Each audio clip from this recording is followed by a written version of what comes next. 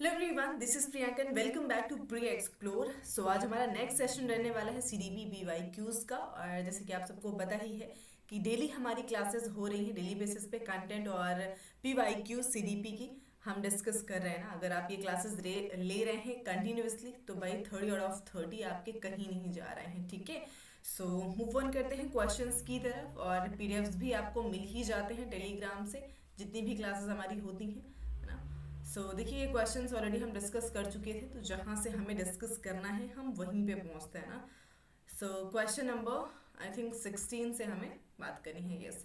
Question number 16 क्या है कि समावेशी की बात हो रही है, यानी कि इंक्लूसिव स्कूल की रचना में क्या क्या चीज़ें हैं जो शामिल होती हैं। देखिए, समावेशीकरण का मतलब क्या होता है? सबको एक साथ लेकर के चलना, सबका समावेश करके चलना, फिर वो कैसा ही बच्चा क्यों ना हो, ठीक है। और पहला ऑप्शन क्या दे रहे हैं कि नामीयकरण व दोषारोपण। भाई, जहाँ पे बच्चों को लेबलिंग करा जाता है ना, ये कभी भी पॉजिटिव हो ही नहीं सकता। जहाँ पे बच्चे को आप लेबल कर रहे हैं उनके मेंटल एबिलिटी के बेसिस पे या फिर उनके बैकग्राउंड के बेसिस पे, ठीक है, वो कभी भी सही नहीं होता है। पूर्वाग्रह व पक्षपात पर सवाल उठाना, ठीक है। पूर्वाग्रह यानी कि कुछ बायसनेस, स्टीरियोटाइपिंग चली आ रही है और उस चीज़ पे अगर आप सवाल उठा रहे हो तो कहीं ना कहीं कह सकते हैं कि भाई वो समावेशी शिक्षा में आप एक तरीके से उसकी रचना में शामिल होता है ना। वर्गीकरण करना, भाई चीज़ों को सिग्रीगेट करना यानी कि अलग करना, पृथक्करण करना, ये कभी भी अच्छा नहीं होता है। और अलग अलगाव की बात होगी तो समावेशन कैसा हुआ ना, पाठ्यचर्या व शिक्षा शास्त्र को सख्त, यानी भाई आप चीज़ों को इतना रिजिड बना रहे हैं और इतना स्टैंडर्ड लेकर के चल रहे हैं ना कि उसमें बदलाव नहीं कर सकते अकॉर्डिंग टू चाइल्ड, जो कि बिल्कुल गलत है। भाई, हमारा समावेशी शिक्षा कहता है कि हमें एज अ टीचर फ्लैक्सिबल होना चाहिए और बच्चों के हित में रह करके ही चीज़ें सोचनी चाहिए, ठीक है। तो ऑप्शन नंबर यहाँ पे आपका सेकंड बेहतर हो जाएगा, ठीक है। नेक्स्ट क्वेश्चन क्या है कि निम्न में से कौन सी हस्तक्षेप रणनीति सामाजिक तौर पर वंचित समूह से आने वाले बच्चों के समावेशन में मदद करती है। भाई, ऐसे बच्चे जो कि वंचित समूह यानी कि एक तरीके से जो आपके डिसएडवांटेज ग्रुप से ना बिलोंग करते हैं, उन बच्चों के समावेशन के लिए आप क्या क्या चीजें कर सकते हैं। तो पहला ऑप्शन है सभी बच्चों की बात को धैर्यपूर्वक सुनना चाहिए, तो बहुत अच्छी बात है भाई। बच्चों का योग्यता के आधार पर स्पष्ट पृथक्करण बिल्कुल नहीं करेंगे ना कि भाई इंटेलिजेंट बच्चे हैं तो उन्हें उस एक ग्रुप में रख दिया गया, एवरेज बच्चे हैं उन्हें एक ग्रुप में रख दिया गया और बिलो एवरेज है तो उन्हें एक ग्रुप में कर दिया गया ना। तो इस बेसिस पे कभी भी पृथक्करण नहीं करेंगे। बच्चों की उपस्थिति पर सख्त निगरानी व अनुपस्थित बच्चों को कड़ी शारीरिक सजा देनी चाहिए। तो भाई, सजा वजह से तो बिल्कुल इसको नेग्लेक्ट ही करके चलेंगे फिलहाल, है ना। और नेक्स्ट क्या है भाई, सीटेड तो इस चीज़ों को नेग्लेक्ट करके ही चलता है ना, तो आपको भी वही करना है। स्कूल के वार्षिक दिवस व अन्य उत्सवों में केवल केवल वर्ड अपने आप में निगेटिव होता है ना, केवल उच्च उपलब्धि वाले बच्चों को ही भागीदार नहीं करना है, ऐसा तो बिल्कुल नहीं करेंगे ना। तो ऑप्शन हमारा पहला ही बहुत सही था, फर्स्ट ऑप्शन की तरफ चलेंगे। नेक्स्ट क्वेश्चन क्या कहते हैं कि लेखन कार्य में शब्दों की चूक, धीमी नकल की गति व लिखने में अन्य चुनौतियां किसकी विशिष्ट पहचान की तरफ इशारा करती है ना। तो भाई, जहाँ पे बच्चे को लिखने से रिलेटेड दिक्कतें हो रही हैं, जहाँ पे हमें देखने मिल रहा है ना, तो लेखन वैकल्य यानी कि डिस्ग्राफिया कह सकते हैं ना। मैंने आपको डिसेबिलिटीज पढ़ाई भी है, तो जहाँ पे बच्चा लिखने में दिक्कत महसूस कर रहा है तो उसे हम डिस्ग्राफिया कहते हैं। डिसकैलकुलिया, जहाँ पे बच्चा कैलकुलेशन में दिक्कत होती है, ठीक है, बच्चे को कैलकुलेशन में दिक्कत होगी तो उसे हम डिसकैलकुलिया बोलेंगे। ऑटिज्म स्पेक्ट्रम डिसऑर्डर, ठीक है। स्वालीन क्रम विकार क्या होता है? यहाँ पे बच्चा अपने आप में लीन रहता है ना, स्वालीन, जैसे कि नाम से ही क्लियर हो रहा है। बच्चा यहाँ पे सामाजिक नहीं होता है, अपने आप में रहना पसंद करता है ज्यादातर ना। जहाँ पे लोग खड़े होंगे, घर में कोई आ रहा है रिश्तेदार, तो चुपचाप जाकर के रिलेटिव से शांति से आराम से जाके रूम में बैठ जाते हैं, ठीक है। लास्ट ऑप्शन प्रतिभाशाली बच्चे, तो भाई ये पॉजिटिव बहुत अच्छा वर्ड हो जाएगा। फिलहाल हमारा आंसर यहाँ पे हो जाएगा डिस्ग्राफिया। नेक्स्ट क्या कहता है आपका भाई क्वेश्चन की आरव ब्लैक बोर्ड के बहुत नजदीक बैठने पर जोर देता है और पढ़ते समय किताब को अपनी आंखों के बहुत ही पास रखता है। ऐसी स्थिति में एक शिक्षक को क्या करना चाहिए एज अ टीचर इस सिचुएशन में? देखिए, यही पेडागोजिकल क्वेश्चंस है ना, और ये आपको कोई पढ़ा नहीं सकता, ये आपको प्रैक्टिस से आएगा, और सिर्फ प्रैक्टिस से ही आएगा, ठीक है, तभी आप इसके नेचर को समझ सकते हो। भाई शिक्षक को इस स्थिति में क्या करना चाहिए, आरव को इस व्यवहार पर कड़ी सजा बिल्कुल नहीं देंगे ना, आरव की आंखों की जांच के लिए पेशेवर विशेषज्ञ की सलाह लेनी चाहिए, ये कहीं तक हो सकता है पॉसिबल ना। और बेकार अंक वाले रिपोर्ट कार्ड को उसके माता पिता के पास भेज देना चाहिए। तो भाई अब सोल्यूशन ढूंढना है आपको, ना कि बच्चे को कहीं से गलती निकाल करके आपको चीजें इस तरीके से करनी है ना। तो ऑप्शन यहाँ पे आपका सेकंड बेहतर हो जाएगा। भाई नहीं दिख रहा है तो उसका सॉल्यूशन ढूंढिए। भाई मौलिकता की बात हो रही है ना, ओरिजिनलिटी हो, फ्लुएंसी हो या फिर फ्लेक्सिबिलिटी की बात हो रही है ना, तो किसकी प्रमुख विशेषता होती है, तो भाई हमें बहुत अच्छे से पता है कि ये सृजनात्मक बच्चे की विशेषता होती है ना, जो क्रिएटिव बच्चे होते हैं उनके थॉट में ओरिजिनलिटी होती है ना, फ्लुएंसी आपको देखने को मिलती है, और फ्लेक्सिबल भी वो बच्चे बहुत ज़्यादा होते हैं, हर सिचुएशन में हर स्थिति में क्या करते हैं, अपने आप को ढाल लेते हैं, ठीक है। सो यहाँ पे सृजनात्मकता हो जाएगा। और बाकी तो कहीं ना कहीं विकार की बातें करी गई है ना, पॉजिटिव तो सिर्फ हमारा ऑप्शन सेकंड है।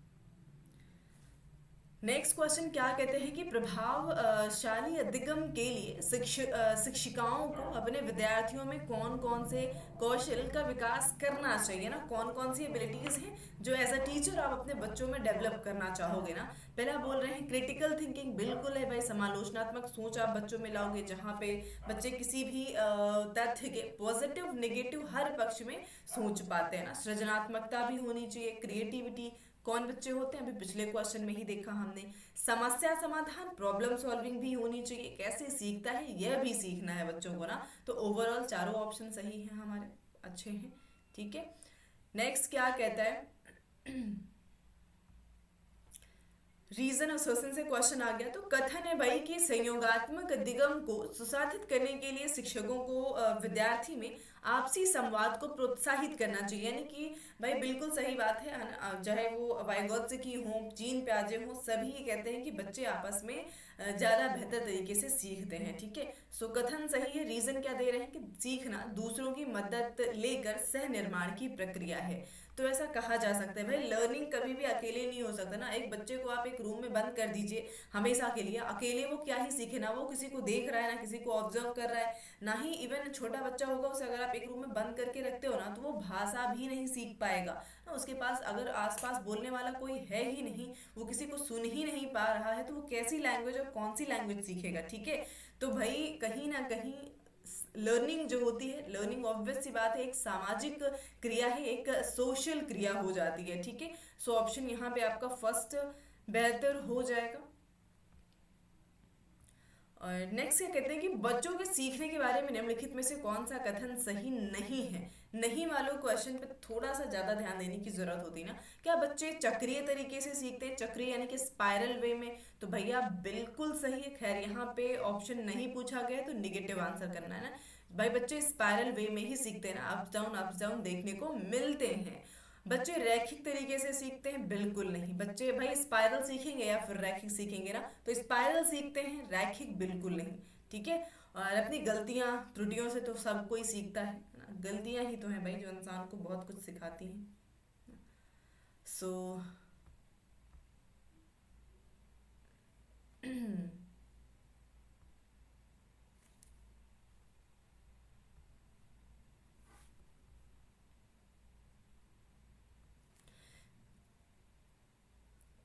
इसके बाद क्वेश्चन क्या है कि एक रचनावादी कक्षा कक्ष में ना, एक कंस्ट्रक्टिविस्ट क्लासरूम में डैश सीखने का केंद्र होता है। तो क्या अनुबंधन बोलेंगे, क्या बिल्कुल नहीं। रचनावादी अनुबंधन के बारे में बिल्कुल बात नहीं करते हैं। जो बिहेवियरिस्ट है वो इसके बारे में बात करेंगे ना, रट कर ये तो कभी भी बेहतर हो ही नहीं सकता है। तो अर्थ बनाना, मीनिंग मेकिंग जो होता है ना, वो हमेशा ही रचनावादी कक्षा कक्ष में प्रोत्साहित किया जाता है ना। प्रॉपर मीनिंगफुल लर्निंग होनी चाहिए।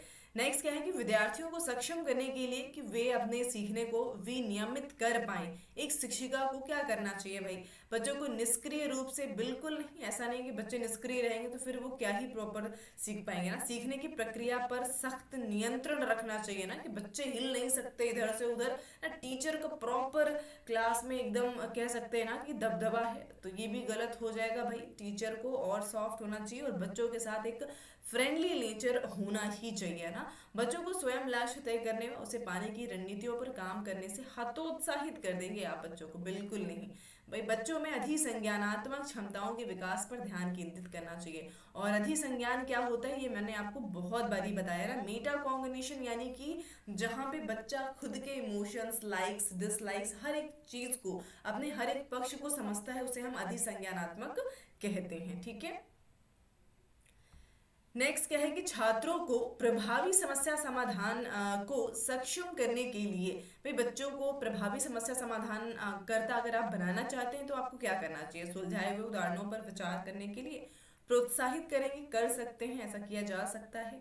सुलझाए हुए उदाहरण देकर के उन्हें रणनीतियों को निष्क्रिय रूप से, मतलब कि आंख बंद करो और जैसे मैंने कराया एग्जैक्टली वैसे ही करके रख दो ना, तो ये तो गलत हो जाता है। बोलकर सोचने के लिए हतोत्साहित नहीं करेंगे, भाई हतोत्साहित यहाँ भी नजर आ रहा है। सो ऑप्शन हमारा फर्स्ट बेहतर हो जाएगा। एक प्रभावी शैक्षिक रणनीति हो जाती है ना, क्या हो जाती है भाई? अफेक्टिव लर्निंग स्ट्रेटेजी क्या होगी? सीखने की प्रक्रियाओं पर शिक्षक का पूर्ण नियंत्रण होता है, बिल्कुल नहीं।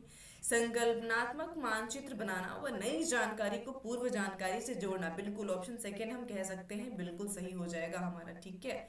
और नेक्स्ट क्या है भाई कि कथन, अगेन रीजन एंड एसोसिएशन से आ गया है। बच्चे अक्सर विभिन्न घटनाओं को समझाने के लिए सहज सिद्धांत गढ़ते हैं, बिल्कुल सही बात है। और तर्क क्या दिया जा रहा है ना, कि बच्चे जो है सक्रिय प्राणी हैं, जो हमेशा अर्थ बनाने की प्रक्रिया में लगे रहते हैं। भाई बच्चे को आप अगर एक ब्लैंक स्लेट कहते हो ना, तो भाई ये बहुत गलत है, बिकॉज बच्चे अपने आप में एक प्रॉपर एक्टिव प्राणी होते हैं भाई, है ना। और वो तो मतलब क्या ही कहा जाए उनको। ऑप्शन फर्स्ट यहाँ पे बिल्कुल सही हो जाएगा। नेक्स्ट क्वेश्चन क्या है कि जब विद्यार्थी महसूस करते हैं कि सीखने की गतिविधियों पर उनका नियंत्रण है, तब उनके अभिप्रेरणा का स्तर क्या होगा? भाई ऑब्वियस सी बात है, बढ़ जाएगा ना।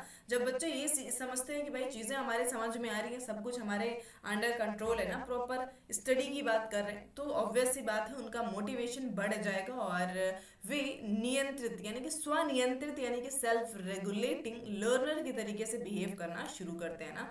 यानी कि ऑप्शन नंबर हमारा यहाँ पे फर्स्ट ही बेहतर हो जाएगा। और आई थिंक आज का लास्ट क्वेश्चन रहेगा हमारा कि निम्नलिखित में से कौन सी भावना सार्थक सीखने की प्रक्रिया में बाधा डालती है? तो भाई बाधा तो एक ही चीज है, जब भी बच्चे को आप टेंशन देते हो ना, किसी भी तरीके का एंजाइटी अगर देते हैं, तो भाई वही बच्चे में बाधा उत्पन्न करने का काम करेगा, ठीक है। बाकी उत्साह है, खुशी है, गर्व है, ये सब तो पॉजिटिव टर्म्स है और बच्चा हमेशा पॉजिटिव फील करेगा। सो आज के क्वेश्चंस हमारे कंप्लीट होते हैं। पीडीएफ आपको मिल जाएगा टेलीग्राम से ना। फर्स्ट टाइम है तो चैनल को सब्सक्राइब जरूर कर लेंगे, क्योंकि यहाँ पे आपको सीडीपी की कंप्लीट क्लासेस मिलने वाली हैं। और उसके बाद जैसे कि ईवीएस की क्लासेस भी हमारी शुरू ही है। क्लास 5 हमने कंप्लीट कर लिया है और क्लास 4 हमने शुरू भी कर दी है ना। सो इस तरीके से हम चीज़ों को करेंगे। पहले एनसीईआरटी कवर अप करनी है हमें, उसके बाद हम टॉपिक वाइज आपको प्रोवाइड कराएंगे कंटेंट, ठीक है, और पीवाईक्यूज के साथ में। So thank you so much everyone.